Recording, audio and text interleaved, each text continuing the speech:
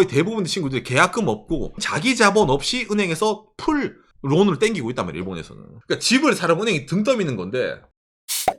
구독과 좋아요, 알람 설정 감사합니다. 일본 사람들은 어떤 방식으로 집을 살까라는 내용인데, 일본에서도 집을 살 때 대부분의 사람들이 은행에서 이제 돈을 빌려가지고 집을 사는 게 일반적입니다. 일본에서도. 일본에서는 이제 35년짜리 주택론이 일반적이기 때문에 거기에 대해서 많이 나오는데, 최근에 대한민국에서도 이런 뉴스가 핫하죠. 그렇기 때문에 오늘은 한국 뉴스에 빗대가지고 일본 상황은 어떤지 비교를 해드리려고 들어왔습니다. 먼저 이걸 보면서 얘기를 해보도록 합시다. 한경이네요. 총량 규제 은행들 선착순 대출. 이제라면 12월에 대출 셧다운. 이게 지금 대한민국이죠. 대한민국의 가계대출이 좀 부채가 좀 많이 늘어나다 보니까 이걸 좀 정부에서 잡아보겠다 이래가지고 은행마다 어떻게 됩니까? 민간에 대출해줄 수 있는 양을 정해둔 거예요. 그게 총량 규제입니다. 그러니까 1년 동안에 대충 이 정도만 니들은 대출을 줘라. 이 이상은 대출을 주면 안 돼요. 라는 식으로 은행을 묶어두는 거예요. 예, 과거에 일본에 이제 버블을 이제 잡을 때 일본 민간에서도 비슷하게 실시한 적이 있습니다. 그러면 이번 달, 다음 달에 집을 사고 싶은데 돈을 빌려주라고 해도 올해는 뭐 안 돼? 뭐 지점마다 다르죠. 예, 그게 은행마다 케이스 바이 케이스로 가는 겁니다. 은행마다. 예, 그 다음에 또 대출 규제 강화로 56,000세대 입주 대란 우려. 그래가지고 이 주택 론. 어떻게 보면 이제 대한민국에서도 집을 산다는 것 자체가 상당히 중요한 내용 아닙니까? 예, 이건 일본도 마찬가지입니다. 마이홈의 꿈이죠. 그러니까 은행에 이제 주택, 대출을 이제 심사 받아가지고 매달 이제 대출 원금이랑 그 다음에 이자 상한에 가면서 그리고 대출을 딱 끝나면은 이제 드디어 마이홈이 완성이다 이래가지고 하는 게 일반적이잖아요. 대한민국에서도. 일본도 마찬가지입니다. 그래서 한국은 이런 식으로 대출 총량 규제 좀 가계를 좀 쥐어먹고 있는데 일본은 어떤 금융 정책을 펴고 있을까에 대해서 알려드리려고 오늘 이걸 들고 왔습니다. 일본도 최근에 좀 핫한 뉴스가 떴어요. 뭐냐면은 NHK 뉴스네요. 계약금 10% 이하로 주택론 20, 30대 60% 이상. 예전이랑 다르네요. 아마 이런 개념은 옛날에는 없었어요. 옛날이랑 좀 많이 달라졌죠. 우리가 한국에서 이제 집을 살 때 처음에 선수금을 대충 이 정도 넣어야 되잖아요. 근데 일본은 그게 10% 이하, 그러니까 5억짜리 집을 사는데 처음에 5천만 원 정도만 있으면 집을 살 수 있단 말이에요. 10억이라면 1억. LTV 90% 정도로 치는 친구들이 민간의 60% 이상이다 라는 식으로 나오는 겁니다. 그러니까 자기 자본이 거의 없더라도 집을 살 수가 있어요 라고 나오는 게 현재 일본의 상황이라는 거예요. 지금 몇 년 동안에 일본에서 이렇게 표현하잖아. 아타마킨 제로 데 카오. 그러면은 처음에 자기 자본 0으로도 가능한가요? 가능합니다. LTV 110%, 120%도 가능합니다, 여러분. 그렇게 되기 때문에 좀 많이 좀 이제 차이가 나는 거죠. 그래서 이제 이거를 미쓰이 스미토모 신탁자산 이래가지고 10,000명에게 이제 회답을 얻은 거예요. 이게 어디 사이트냐면은 2011년 10,000명 앙케이트 조사로부터 그래서 나온 겁니다. 연구소가. 연구소가 낸 거예요. 대한민국과 엄청나게 달라요, 여러분. 이 내용 자체가. 오. 정말로 많이 다른 거예요. 거의 180도 다르다고 해도 과언이 아닙니다. 한번 보세요. 일본에서 어떤 사람들이 집을 많이 사는가요? 여기 있잖아요. 22.4%가 만 29세 이하. 정말? 28.8%가 30세에서 34세. 그 다음에 22%가 35세에서 39세. 30대 이하가 70%로 집을 사는 거예요. 집 사는 친구들 중에. 우리는 계속 임대인데 우리 샀어야 되는 나이대구나. 그러니까 박간의 오상은 지금 좀 있으면 아웃입니다. 저는 이제 저도 좀 있으면 이제 뭐 40대니까 저도 좀 있으면 이제 아웃이네요. 와. 그러니까 이봐, 만 29세 이하가 22.4%잖아. 그러니까 아까 10,000명 조사했다니까 2,000명 이상이 여러분 20대 때 집을 산 거예요. 그거는 맞는 것 같아요. 우선 제 친구도 20대 때 집을 세웠네요. 집값장 그러죠. 맞네요. 맞아. 그러니까 추미코 친구들 보면은 다 집 샀네요. 그 다음에 나오잖아요. 산 사람들은 어떻게 샀나요? 집 산 사람들 통계 42%는 현재까지 어떻게 돼? 이거 주택론을 이제 변제하고 있습니다. 36%는 변제 완료했습니다. 나머지 21%는 주택론이 아니다. 뭐야 그러면? 현찰 박치기다. 자, 그런데 이게 중요하죠. 그렇죠. 계약금 처음에 얼마 걸고 시작하나요? 빵 혹은 10%가 주류다. 절 연령대 평균으로는 30% 정도가 어떻게 처음 계약금 빵입니다. 20대에서 30대는 약 60에서 70%가 계약금 빵 혹은 10% 정도입니다. 집값 대비해서 10% 혹은 집값 대비해서 계약금 없이 그냥 주택은 풀 LTV 100으로 치는 친구들이 이 정도로 많이 있단 말입니다. 돈이 없어요, 은행 선생님. 선생님 직장은요? 내가 나름 직장은 있어요. 괜찮습니다. 빌려드리죠. 이런 느낌 있잖아요. 이게 일본의 흔히 말하는 주택론 시장이라는 겁니다. 나이 드신 분들 세대 때는 이제 10% 정도는 내야지라는 그렇죠. 개념 강해서 그 이하는 생각도 없었는데 그렇죠. 요새는 아니 다 빌려도 빌리면 되잖아 라는 그 생각이 되고 있기 때문에 그렇죠. 예. 절 연령대 일본에서 제일 많은 사람들 집을 왜 사나요?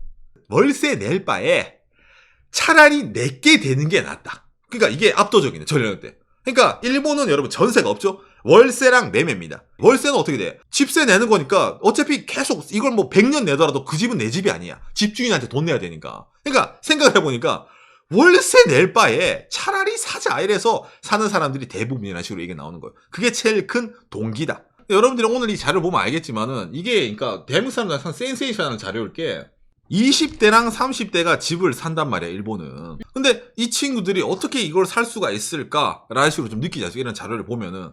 그래서 이 다음으로 나오는 게 뭐냐면은, 일본의 이제 금리죠. 한국어로 번역하면은, 일본 제일 유명한 플랫 35라 이래가지고, 고정금리로 기본적으로 35년간 그대로 이것만 내면 됩니다. 라는 식으로 내는 금리의 추이예요. 예. 그러니까 일본은 금리가 뭐 지난 뭐 한 20년간도 계속 금리가 계속 떨어지고 있죠. 예, 대충 보면 알겠지만 약 1%대가 고정금리가 형성되어 있습니다. 막 고정금리도 이렇게 한국 사람들 보면 그 낮은 그거잖아요. 그래도 그거보다 낮은 그렇죠. 그 변화하는 거. 주요 은행의 주택 론 금리 추이인데 밑에 이거 파란색 있잖아요. 이게 변동금리. 변동금리라고 하면은 경제 위기가 온다라든지 뭐가 있으면은 위험하니까 변동금리를 잘 안 한다라고 생각을 할 수가 있잖아요. 일본 사람들도 그랬어요. 근데 지금은 아니에요. 일본에서 금리가 어차피 제로금리이기 때문에 변동으로 해놔봤자 금리가 오르지 않을 거다라고 생각을 하는 거예요. 그러니까 이게 2016년부터의 변동금리인데 2016년에도 0.5%였거든요. 변동금리가. 지금 0.4% 정도까지 떨어지고 은행에 따라서 0.3%도 있습니다. 금리가. 뭐 이렇게 뭐 5년 동안 변화가 없기 때문에 그러면 괜찮죠라고 그 생각하는 사람도 점점 그렇죠. 늘어나네요. 아까 말했잖아. 35년짜리로 은행을 이렇게 빌리는 친구들이 많이 있다 했잖아요. 35년 이빠이 채우는 애들 잘 없어요. 돈 모아가지고 35년 되기 이전에 미리 갚아버려요. 주택 론을. 맞아. 집을 사고자 하는 친구들이 내일 말한 게 뭐냐면은 지금 은행에 고정금리도 1%대야. 변동금리 하면은 1% 밑이야.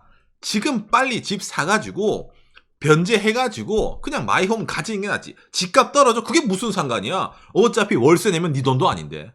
거의 대부분의 친구들이 계약금 없고 본인 자기 자본 없이 은행에서 론을 땡기고 있단 말이에요. 일본에서는. 그리고 이런 계약금 뿐만이 아니라 여러 가지 집을 살 때 필요한 돈이 있잖아요. 처음에 필요한 돈이. 그렇죠. 그것도 다 빌려도 돼. 그렇죠. 너 할 수 있어요. 그러니까 집을 사려면 은행이 등 떠미는 건데 일반적으로 여러분 주택 구입 시에는 부동산 가격의 약 5에서 10% 정도의 비용이 소비가 되는 거예요. 흔히 말하는 일본의 수수료 있잖아요. 부동산 할 때 수수료, 그 다음에 여러 가지 세금 문제부터 이래가지고 집가격이 한 10% 나갑니다. 그 은행에서 돈을 빌릴 때도 수수료 필요하잖아요. 그렇죠. 은행에서도 수수료 필요하니까. 그럼 어떻게 돼? 그럼 거짓말이잖아. 아까 자료 봤을 때 자기 자본 0으로 집 산 사람들이 이렇게 많이 있다 했는데 10%는 필요하다면 야 그럼 최소한 10%는 있어야 되는 거 아니야? 최소한 비용으로. 선생님 걱정하지 마세요. 주택 구입에 필요한 비용도 어떻게든 하고 싶은 여러분들에게 부동산 중개 수수료, 보증료, 화재 보험료, 등기 비용, 이사 비용을 비롯한 주택 취득에 관한 모든 비용을 어떻게 돼? 은행이 최고 500만 원, 우리한테 5천만 원 이정 대출해 드립니다. 세트로 주는 겁니다. 그러니까 선생님은 자기 자본 0으로도 집을 살 수가 있으신 거예요. 라고 영업이 들어가는 거예요. 그러니까 여러분 이게 LTV가 어떻게 나옵니까? 110%, 120% 나오는 겁니다. 직장 다니시면. 그렇죠. 그러니까 조건이 있는 거죠. 선생님 그 직장 벽에 똥칠할 때까지 붙어 있으실 거죠? 예, 붙어 있을 겁니다.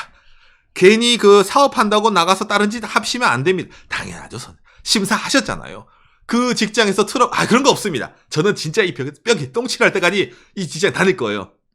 가시죠, 선생님. 도장 찍으시죠. 이런 느낌 있잖아요. 대부분 젊은 친구들이 이런 게 있기 때문에 아까 말했던 20대, 30대가 집을 살 수가 있는 거예요. 풀 론을 땡기는 겁니다. 그러니까 이런 전체적인 상황에 대해서 일본에서 있잖아요. 한국어로 번역하면은 주택금융지원기관이라는 데가 있습니다. 여기서 통계 자료를 내요. 이게 상당히 이제 좀 재밌는 것 중에 하나가 바로 이겁니다. 주택론을 이용하는 사람 중에 금리 타입입니다. 파란색이 고정금리고 초록색이 모든 기간 고정금리입니다. 그리고 이 살색이 변동금리거든요. 무슨 말이냐면은 고정금리도 5년 고정, 뭐 10년 고정, 예. 20년 고정, 아니면 35년짜리 풀 고정 이런 식으로 있잖아요. 예. 하기 때문에 사람들마다 취향이 갈리는 겁니다. 그래도 제일 많이 선택하는 게 뭐 변동금리. 왜? 이거니까. 요 한 5년 사이에도 변동금리도 내려가네? 일본은 디플레야. 일본 정치가가 인플레를 만든데 구라치지 마요. 아베노믹스도 디플레이션이야. 그러면 어떻게 돼? 일본 물가는 안 오르고 금리도 안 올라가. 일본은 정체돼 있어. 그러면 어떻게 돼?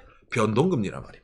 아파트 판매하는 사람도 뭐 옛날처럼 금리 2, 3% 되는 그런 시대는 막 생각하지 안 하셔도 돼요라고 그렇죠. 해요. 어떤 사람들이 이런 주택론을 많이 합니까? 이런 이제 통계를 내는 거예요. 세대 수입이니까 여러분. 남편이랑 와이프가 같이 일하는 경우도 포함되는 겁니다. 제일 많이 하는 볼륨존이 일본 나오네요. 800만엔 이하가 제일 많은 볼륨존이라고 얘기하는 거예요. 그러니까 우리나라 돈 연봉 6천에서 8천 세대. 그러니까 이게 맞벌이로 생각하면 그렇게 큰 돈은 아니라고 느끼지 않습니까? 맞벌이면 예 맞아. 그렇죠. 그래서 이제 때리면 어떻게 막 융자율이 나오잖아요. 그 사람들이 얼마나 돈을 빌리나요? 90% 이상 100% 이하가 거의 대부분이다. 거의 자기 그러니까 돈을 안 들고 계약금 같은 것도 없이 기본적으로 어떻게 됩니까? 은행 론을 하는 게 일본의 스타일이라는 겁니다. 그러니까 이거를 하려면은 아까 제가 말씀드렸잖아요. 전제 조건이 있는 거예요. 직업, 안정된 직장이라는 이 전제 조건이 기본적으로 깔려고 하는 겁니다. 정사원이에요 라고 하더라도 그 회사에 최소한 한 3년 정도는 붙어 있어야 되는 거예요. 예를 들어 나는 1년마다 회사를 바꿔요. 그러면은 은행이 봤을 때 얘는 안 된다 해요. 얘는 불안정한 거예요.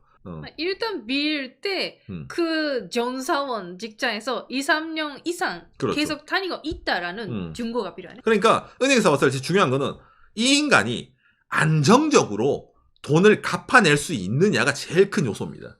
빌릴 수 있는 돈은 어느 정도 한정이 되죠. 뭐 이게 은행마다 다르지만은 진짜로 많아봐야 한 이제 있잖아 연봉의 10배까지라든지 대충 그런 식으로 은행마다 규율이 있습니다. 이 사람은 어느 직장이고 어느 신용도 하니까 내규로 이 정도까지 가능하다라 되기 때문에 그렇게까지 엄청나게 많은 돈을 빌리거나 하진 않지만은 그래도 이 정도는 35년 만에 갚을만 하다라는 식으로 돈이 빌려지기 때문에 집을 사는 사람들도 꽤 있다는 거죠. 그러니까 일본에서 이런 말을 자주 하는데 내가 이 회사를 다니면은 대충 평생 얼마가 벌지가 나오는 게 일본 정사원의 특징이에요.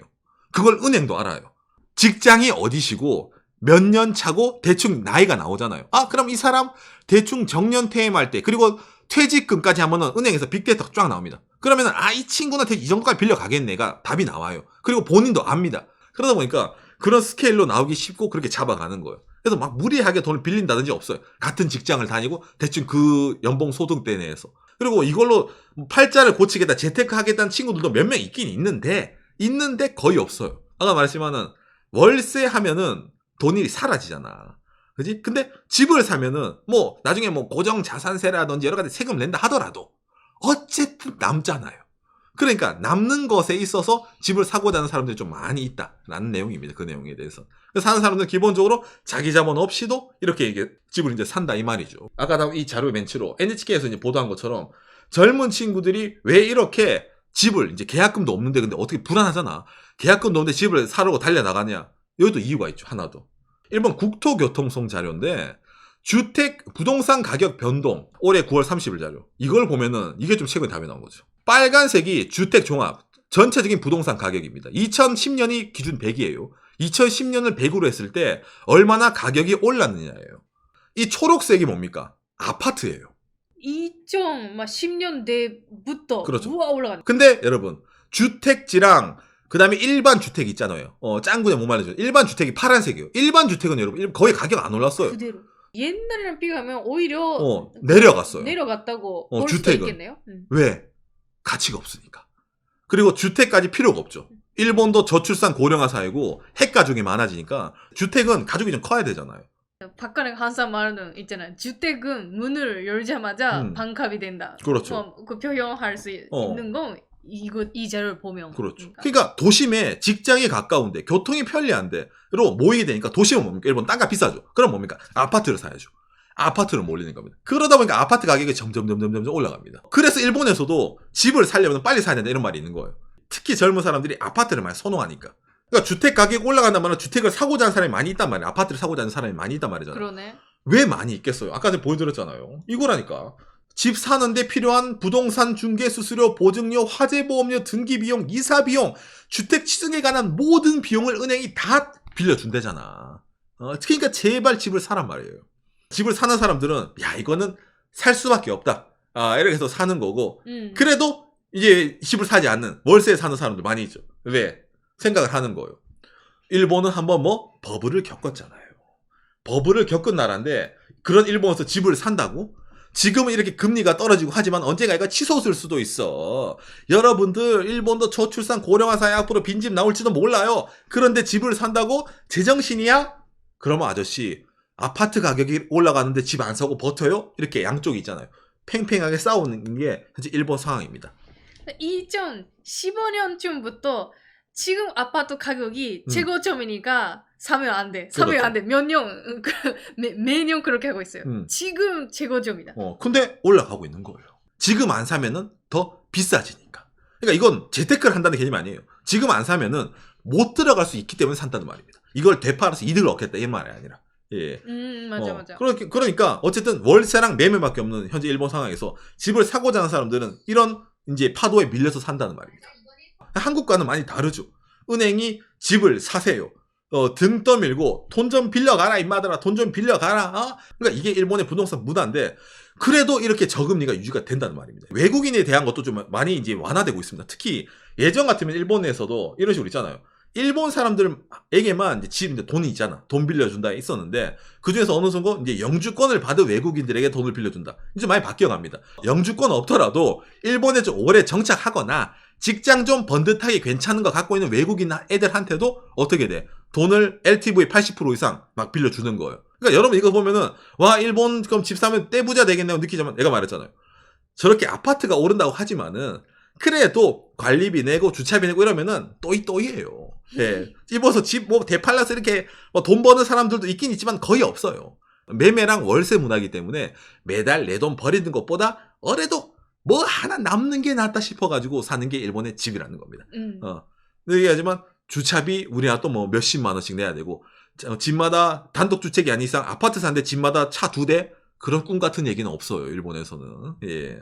요새 시골 도시 삿포로도 30만 원 정도 필요하다고 하네요. 그렇죠.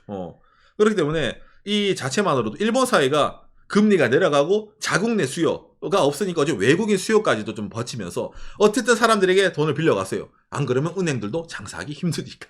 예, 그게 좀 일본 사회라는 겁니다. 좀 재미있죠? 우리나라랑 좀 다른 의미로. 그러니까 진짜로 일본은 실수요가 늘어나가지고 집값이 올라가는 겁니다. 어찌 보면 그런 의미에서 다 젊은 친구들이 아파트를 사고 싶어요. 대신 주택은 안 오른다는 거. 신기하네요.